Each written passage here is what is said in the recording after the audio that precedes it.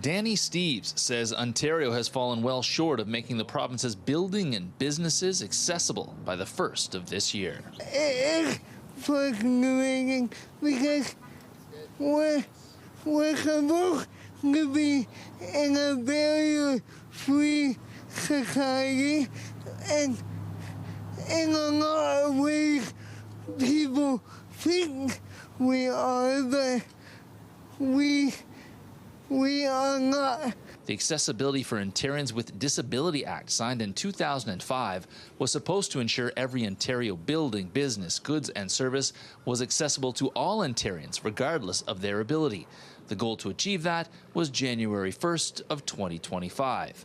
Steves did his part. 10 years ago, he and some volunteers secured 16 temporary wheelchair stopgap ramps for Listowel businesses to use. Some remain, but only one business put in a permanent ramp, which was Steve's ultimate goal. It's definitely more efficient.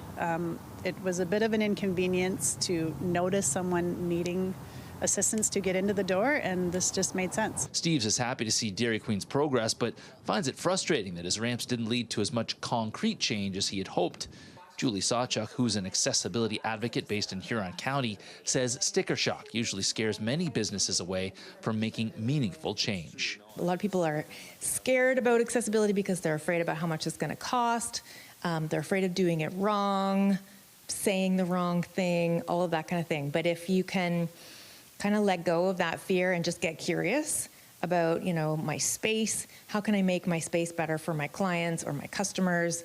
Are my services that I'm providing as accessible as possible? Accessibility improvements don't actually have to be costly, she says. It could be something really simple, like putting a sign in the window that has the business phone number, and like we do curbside pickup, for example, right? We learned during COVID that we can actually do curbside pickup, and that's a really helpful thing for people with disabilities who can't get into the building because of the infrastructure. Steve says he'd still love to see ramps and other accessibility improvements available everywhere he goes. It's what was supposed to happen by the beginning of this year. It really means